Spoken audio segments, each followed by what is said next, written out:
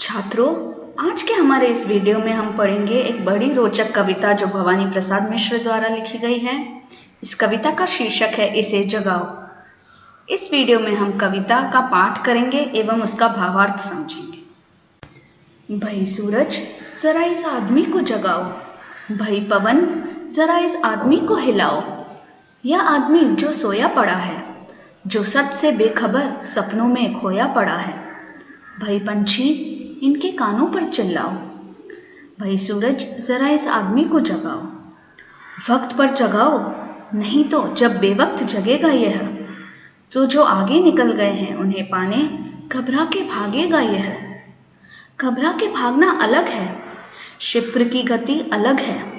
क्षिप्र तो वह है जो सही क्षण में सजग है।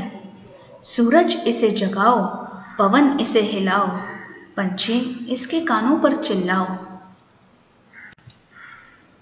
तो अब हम देखते हैं इसका पहला अंश, पहली 10 पंक्तियां।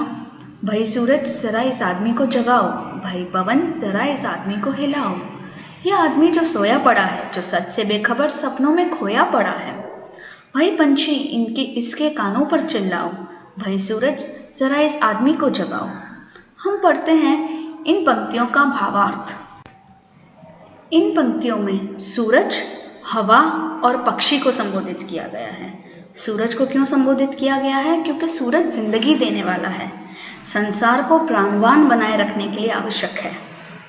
उसी तरह जीवन को सुचारू रूप से चलाने के लिए, सही ढंग से चलाने के लिए प्रकृति का दूसरा आवश्यक तत्व है, दूसरा आवश्यक कंपोनेंट है हवा। प्रकृति के जीवंत होने का एक और महत्वपूर्ण लक्षण है पक्षियों का कलरव। अगर हम पक्षियों का कलरव सुनते हैं तो पता चलता है कि प्रकृति जीवंत है। Environment is life, there is life in it. इसीलिए हमारे कवि ने इन 3 चीजों को, सूरज, हवा और पक्षी को संबोधित किया है। इस कविता में कवि ने सोए हुए आदमी को उठाने के लिए इन तीनों तत्वों को कहा है।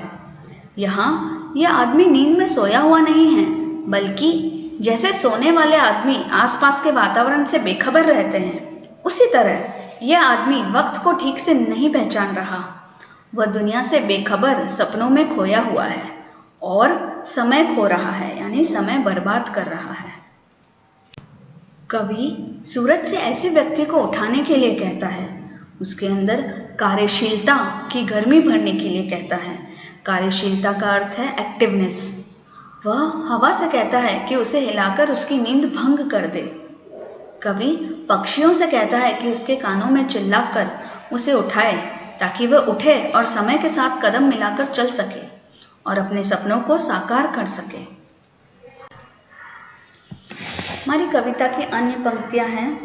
वक्त पर जगाओ, नहीं तो जब बेवक्त जगेगा यह, तो जो आगे निकल गए हैं उन्हें पाने घबरा के भागेगा यह। अब पढ़ते हैं इन पंक्तियों का भावार्थ।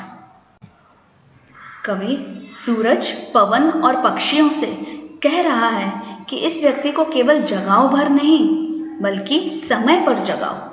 अगर यह समय पर नहीं जागेगा तो इसके साथ वाले दूसरे लोग तरक्की कर जाएंगे और यह पिछड़ जाएगा।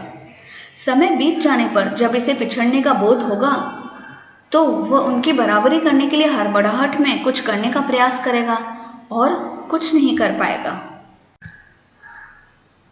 हमारी अंतिम पंक्तियां हैं। घबरा के भागना अलग है, क्षिप्र की गति अलग है। क्षिप्र तो वह है जो सही क्षण में सजग है। सूरज, इसे जगाओ। पवन, इसे हिलाओ। पंछी, इसके कानों पर चिल्लाओ। तो अब पढ़ते हैं इन अंतिम पंक्तियों का भावार्थ।